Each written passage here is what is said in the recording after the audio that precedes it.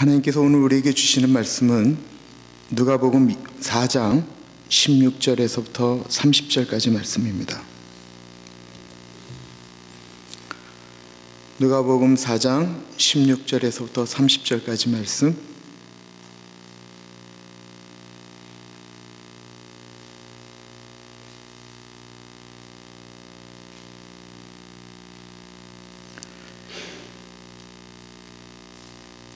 하나님의 말씀을 받들어 봉독할 때에 살아계신 하나님의 음성을 들으시기 바랍니다.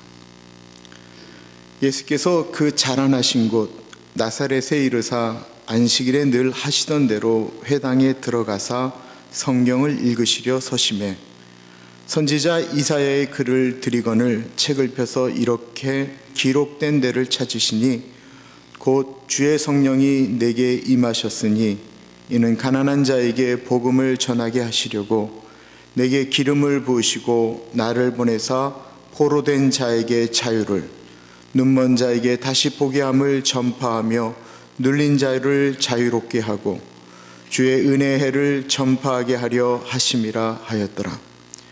책을 덮어 그 맡은 자에게 주시고 앉으시니 회당에 있는 자들이 다 주목하여 보더라. 이에 예수께서 그들에게 말씀하시되 이 글이 오늘 너희 귀에 응하였느니라 하시니 그들이 다 그를 증언하고 그 입으로 나오는 바 은혜로운 말을 놀랍게 여겨 이르되 이 사람이 요셉의 아들이 아니냐. 예수께서 그들에게 이르시되 너희가 반드시 의사야 너 자신을 고치라는 속담을 인용하여 내게 말하기를 우리가 들은 바 가버나움에서 행한 일을 내 고향 여기서도 행하라 하리라. 또 이르시되 내가 진실로 너에게 이르노니 선지자가 고향에서는 환영을 받을 자가 없느니라. 내가 참으로 너에게 이르노니 엘리야 시대에 하늘이 3년 6개월간 닫히어 온 땅에 큰 흉년이 들었을 때에 이스라엘에 많은 과부가 있었으되 엘리야가 그중 한 사람에게도 보내심을 받지 않고 오직 시돈 땅에 있는 사렙다의 한 과부에게 뿐이었으며 또 선지자 엘리야사 때에 이스라엘에 많은 나병 환자가 있었으되 그 중에 한 사람도 깨끗함을 얻지 못하고 오직 수리아 사람 나암만 뿐이 얻느니라. 회당에 있는 자들이 이것을 듣고 다 크게 화가 나서 일어나 동네 밭으로 쫓아내며 그 동네가 건설된 산 낭떠러지까지 끌고 가서 밀쳐 떨어뜨리고자 하되 예수께서 그들 가운데서 지나서 가시니라. 아멘. 오늘은 누가복음 4장 16절에서 30절의 말씀을 가지고 편견으로 차버린 축복이라는 제목으로 은혜를 나누고자 합니다. 한국에 새 에덴교회라고 있습니다. 소강석 목사님이라는 분이 목회를 하시는데요, 요즘 영향력이 아주 큰 교회 중에 하나입니다. 이 소강석 목사님은 어릴 때부터 그냥 교회가 좋았답니다. 그래서 어렸을 때부터 새벽 예배를 늘 드렸답니다. 자꾸 교회를 가고 싶은데 교회 가는 것이 눈치가 보여서 자기 집 뒷동산에 한 나무에다가 십자가를 걸어놓고 밤 9시가 되면 10시까지 1시간씩 기도를 했답니다. 그리고 예수님이 너무 좋아서 신학교를 들어갔는데 광주에 이름 없는 신학교를 나오셨습니다. 그리고는 서울에 개척을 하셨습니다. 그런데 본인이 개척한 바로 5m에 연세대에 나온 분이 개척을 하시더랍니다. 그리고 좌쪽으로 10m 떨어진 곳에 고려대학교 나오신 분이 개척을 하시더랍니다. 그런데 좀 지나니까 서울대학교를 나오신 분이 또 교회를 개척하시더랍니다. 그래서 이분이 이렇게 원망을 했답니다. 왜 서울대까지 나와서 목사를 하냐? 나는 목회가 안 되겠구나. 낙심하고 절망하고 힘들어 하였습니다. 그럴 때마다 어릴 때마다 기도했던 것이 있어서 하나님께 그렇게 기도를 했답니다. 소 목사님이 가지고 있었던 편견이 있었습니다. 그것은 학벌이 성공을 좌우한다라는 것입니다. 아마 맞는 이야기일지 모르겠습니다. 그러나 그것이 상식이라고 이야기하기는 조금 어려운 편견입니다. 이것은 사회적 편견일 수 있습니다. 그것을 이야기했던 그분의 그날 설교가 대단히 은혜로웠는데 그분의 설교 제목은 스펙보다 스토리가 중요합니다 라는 이야기였습니다. 내가 살아온 삶의 이야기가 어떠냐라는 것입니다. 스펙이 얼마나 좋으냐가 아니고 내가 걸어온 삶의 여정이 어떤 이야기냐라고 하는 것입니다. 오늘 이야기는 사람이 가지고 있는 편견 때문에 일어난 사건입니다. 오늘 본문은 마태복음과 마가복음에도 기술되어져 있습니다. 두 복음서에 보면 예수님이 세례를 받으시고 40일 금식한 후에 가버나움에 먼저 들려서 여러 가지 일을 행하시고 난 다음에 고향을 방문하는 것입니다. 가버나움은 오늘날로 말하면 그 LA시 정도 되는 대단히 큰 도시입니다. 가버나움은 예수님께서 가장 중심적으로 또한 선교 활동을 행하였던 지역입니다. 그리고 예수님은 가버나움에서 대단히 놀라운 일들을 많이 행하셨습니다. 귀신 들린 사람을 고쳐주셨고요.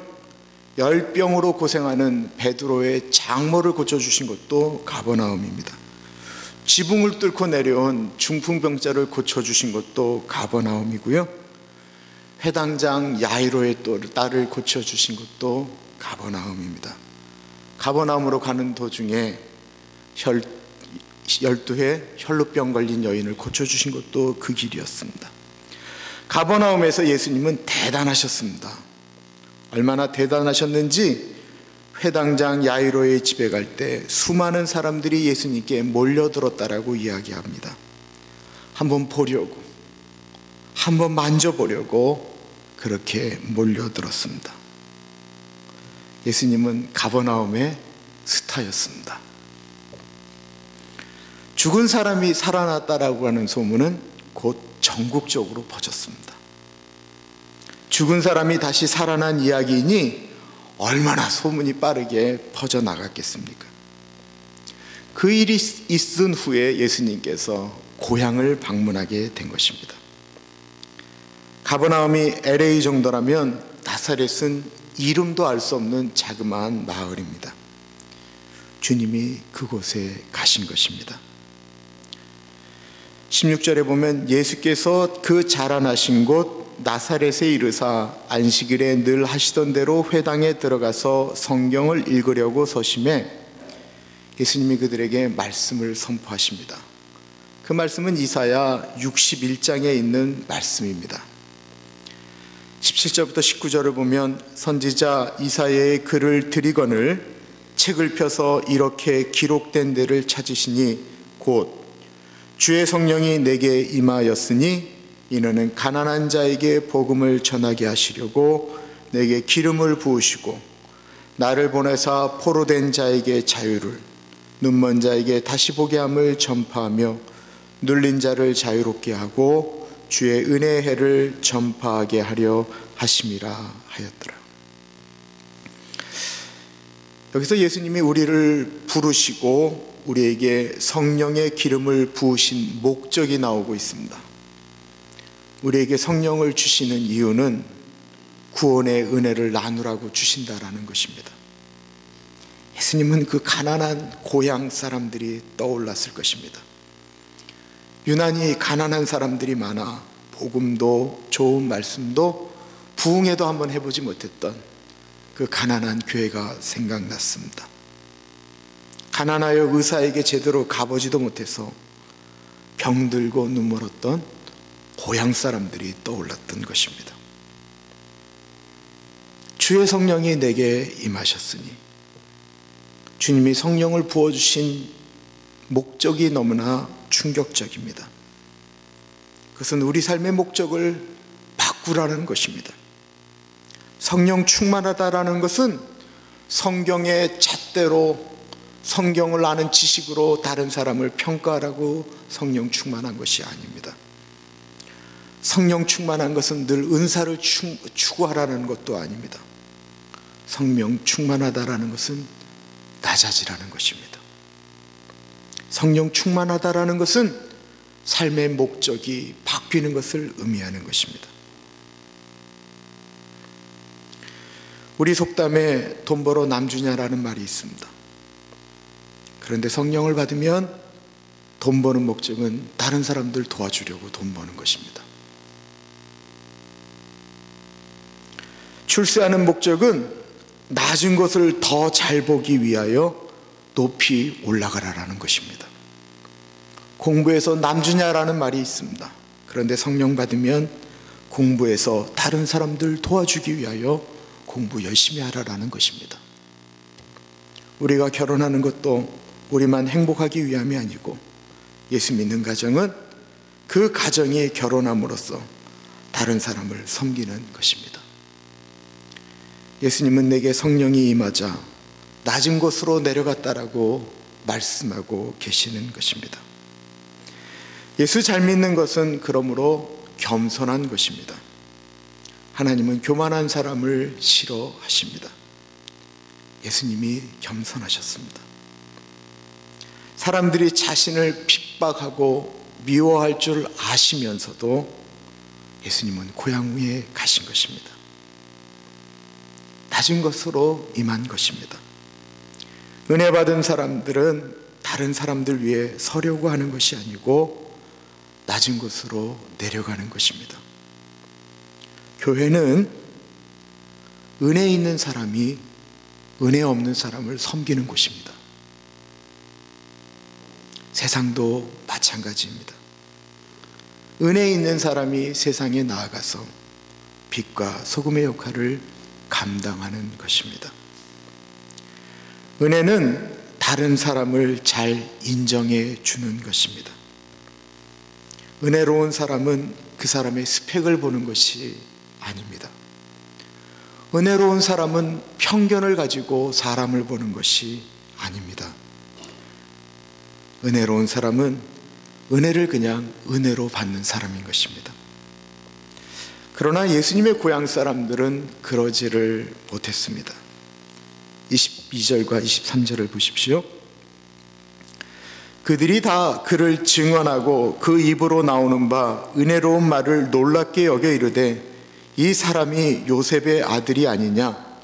예수께서 그들에게 이르시되 너희가 반드시 의사야 너 자신을 고치라 하는 속담을 인용하여 내게 말하기를 우리가 들은 바 가버나움에서 행한 일을 네 고향 여기서도 행하라 하리라. 사람들은 자신들의 생각 속에 지금 사로잡혀 있습니다. 그 생각 때문에 더 이상 축복을 받을 수 없습니다. 말씀을 처음 듣고는 너무나도 놀랐습니다. 와, 이런 말씀이 있다니. 그런데 자세히 보니 말씀을 선포한 사람이 유명한 부흥사도 아니고 목수인 예수님이었습니다.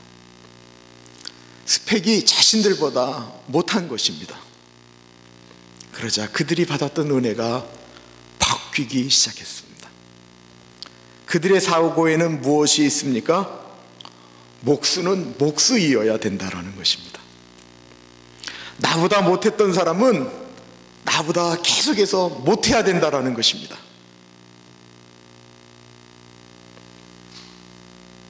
의원아 너를 고치라는 말이 무슨 뜻입니까? 한마디로 말하면 너나 잘하세요 라는 뜻입니다. 그리고 괜찮다면 그 가버나움에서 일으킨 그 놀라운 기적들 한번 일으켜보라고 지금 조롱하고 있습니다. 우리는 수많은 편견을 가지고 세상을 봅니다. 그 편견이 우리로 하여금 하나님의 축복을 받지 못하게 한다라는 것입니다. 우리가 가지고 있는 그런 생각들은 사실 다 교만에서 온 것입니다. 눈에 보이는 것을 인정하고 싶지 않은 것입니다. 제가 처음 다른 교회 전도사로 나갔다가 모교에 부름을 받고 다시 전도사로 오게 되었습니다. 그 교회에 제 친구 아버님이 시무장로님으로 계셨고 또 다른 제 친구 아버님은 예수님 믿고 집사가 된 지 얼마 안 되시는 분이 계셨습니다. 제 친구 아버님인 장로님은 아직 철도 없고 능력도 없고 경험이 없지만 제가 가면 늘 깍듯하게 저를 맞이하여 주셨습니다. 개인적으로 보면 제가 아버님이라고 부르는데 장로님이 혹시 사람들 앞에서 혹이나 본인이 실수하실까 봐 얼마나 조심스럽게 행동했는지 모릅니다. 사실 자란 교회에 전도사로 가는 것이 너무 힘이 들었습니다. 예배 시간에 앉아있는 제 친구들은 저하고 같이 늘 술 먹던 술 친구들이 많았습니다. 제가 한마디 하면 한마디도 못하는 새카맸던 후배들이 그 앞에 앉아 있습니다. 그리고 저에게 우리 어머니 다음으로 식사를 많이 저한테 해주셨던 어머니 같은 권사님들이 계셨습니다. 그러니 제가 그 교회 가는 게 얼마나 힘이 들었겠습니까? 그것을 아는 장로님이 다른 사람들 앞에서 늘 저를 높이려고 부단히도 노력하셨습니다. 그런데 또 다른 친구 아버님은 사실 교회를 잘 모르셨습니다. 교회를 다니기는 한 10년 정도 다니셨는데 이분이 하도 교회를 나왔다 안 나왔다 교회를 나왔다 안 나왔다 그러니까 사람들이 인정을 안 해주셨습니다. 그러던 이분이 제가 오게 되니까 이제 살맛이 난 것입니다. 사람들 앞에서 어이 인철이 일로 와봐! 그러면 제가 막 쏜살같이 날아가서 앞에 딱 섭니다. 예 아버님. 그래서 그분이 교회 자리 잡으면 좋잖아요. 그런데 제가 그러는 속도 모르고 다른 분들 앞에서 제 친구 아버님은 늘 야 인철아, 야 너 이놈, 아무튼 별소리를 다 하셨어요. 그것도 늘 다른 분들이 계신 곳에서 그랬습니다. 처음에는 아버님이 뭘 몰라서 그러시나 보다라고 생각했는데 가만히 보니까 이분이 그 재미에 교회에 나오시는 거예요. 아예 주일날이 되면 저 있는 곳을 찾아다니시는 거예요. 그렇게 시간이 지났어요. 그러던 어느 날 아버님이 저에게 이런 말씀을 하시더라고요. 예전에는 내 아들이나 인철이 너나 똑같았는데 아버님의 마음이 이렇게 읽혀졌습니다. 당시 그때 제 친구는 일이 안 되었고 손은 되는 일마다 망했고 어려움을 겪으면서 밤에는 늘 술로 지새웠고 낮에는 다방에서 하루를 보내던 때였습니다. 아마 그 마음을 보상받고 싶으셨던 것 같습니다.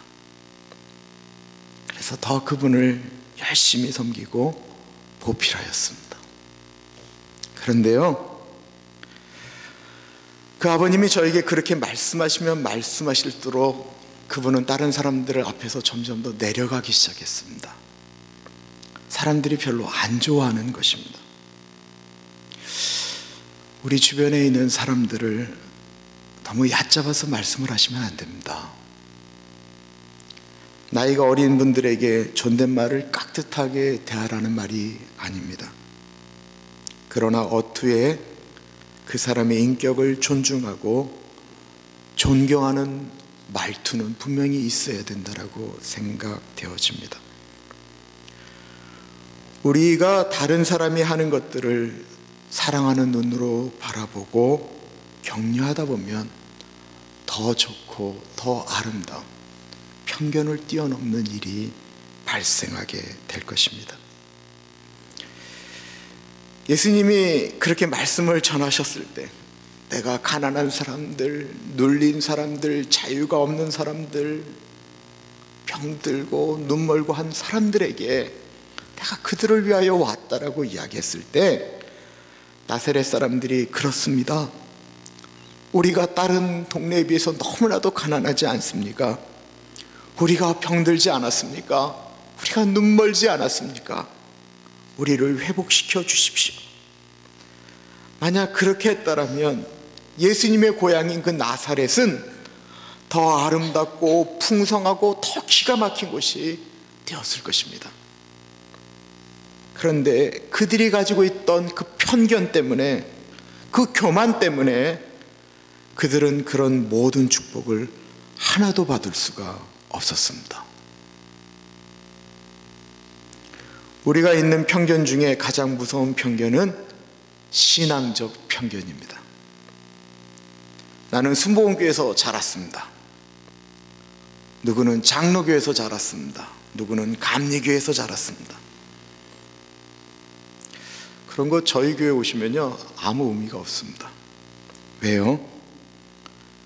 여기 앉아 계신 분들은 죽으나 사나 김인철 목사 설교 들어야 되기 때문입니다.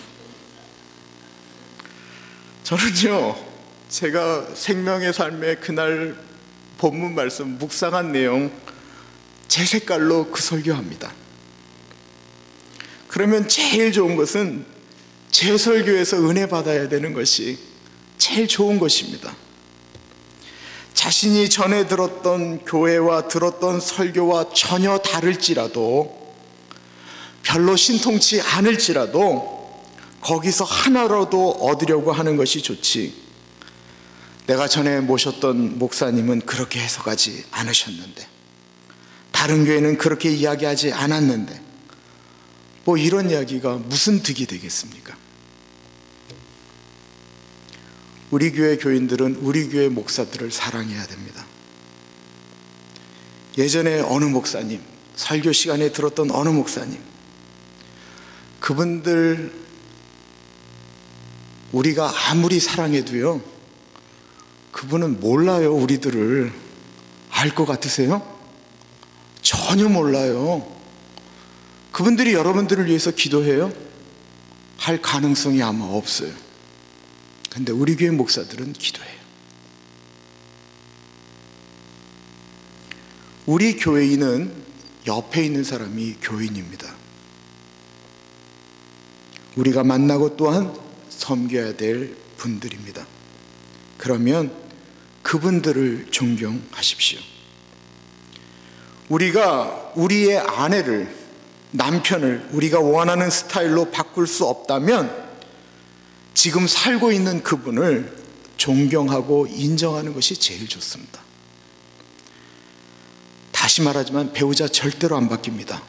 제가 바꿔놓으려고 했는데요, 안 바뀌더라고요. 안 바뀌어요. 안 바뀌어. 절대로 안 바뀌어요. 제가 지난번에도 말씀드렸잖아요. 저는요, 이게 이렇게 치약은 진짜 이렇게 끝에서부터 쫙 밀어야 제가 편해요. 그걸 그렇게 해놓는데도 중간을 눌러서 쓰는 이유를 모르겠어요. 제가 이 설교를 했더니 어느 분이 뒤에서 이렇게 짜시는 걸 선물해 주셨어요. 안 바뀌어요. 안 바뀌어. 우리가 다 해봤잖아요. 치고받고 싸워봤잖아요. 안 된다니까요. 바뀔 수 없다면 그냥 존경해 주는 것이 좋습니다. 인정해 주는 것이 좋습니다. 그것이 내가 가정에서 복받는 비결이고 은혜 받는 비결입니다. 은혜 받는 사람의 표는 무엇입니까? 인정해 주는 것입니다. 나사렛 사람들은 그 은혜가 없었습니다. 은혜가 없으니까 예수님을 인정하지 못하고 받을 복도 차버린 것입니다. 예수님이 하도 답답하시니까 25절부터 이렇게 얘기하십니다.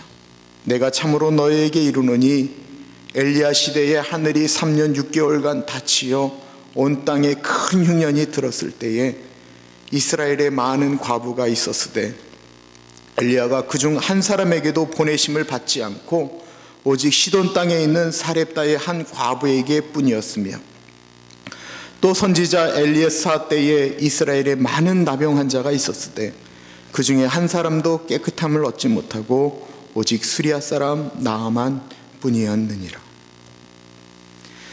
이스라엘에 큰 흉년이 들었습니다. 이스라엘에게만 흉년이 든 것이 아니고 아주 그 지역, 아주 넓은 지역에 다 흉년이 들었습니다. 그런 와중에 이스라엘에 많은 과부들이 생기게 되었습니다. 그때 선지자는 엘리야였는데 그 엘리야에게 찾아간 사람은 이스라엘에 홀로 된 과부들이 아니었고 사렙다에 있는 한 여인이었습니다. 왜 다른 사람들은 안 찾아갔을까요? 이스라엘 사람들은 자신들과 같은 이스라엘 사람인 엘리야를 인정하고 싶지 않았던 것이었습니다. 그런 와중에 엘리야를 섬긴 여인이었던 사렙다의 한 과부, 그 여인에게 떨어지지 않고 계속해서 팔 수 있을 정도로 기름을 엘리야가 주었습니다. 두 번째가 엘리사 때 문둥병에 걸린 나아만 장군입니다. 이 사람은 이스라엘과 비교할 수 없는 큰 나라 수리아의 군대 장관이었습니다.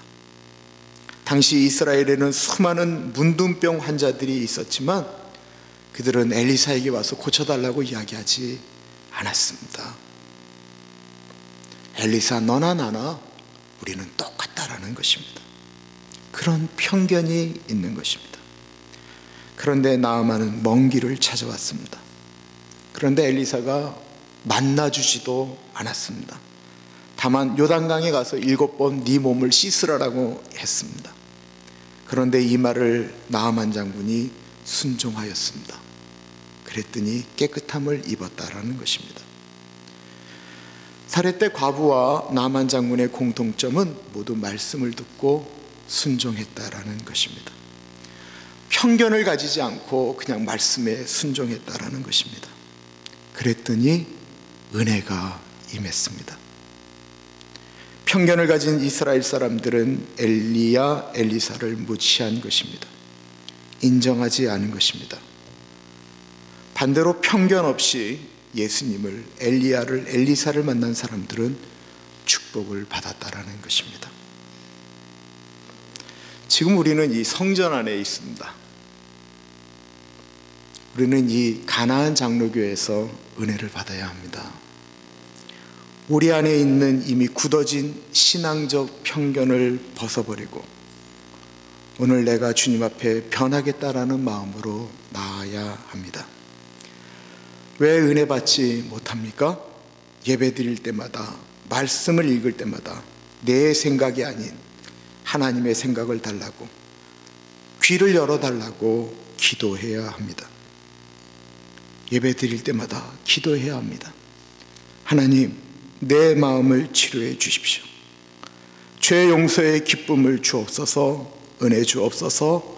딱딱한 마음이 부드러워지게 하옵소서. 내 편견이 은혜 받는 것을 막지 말게 하옵소서. 그렇게 간절하게 나아갈 때 우리 안에 임하는 주님의 은총이 있을 것입니다. 기도하겠습니다.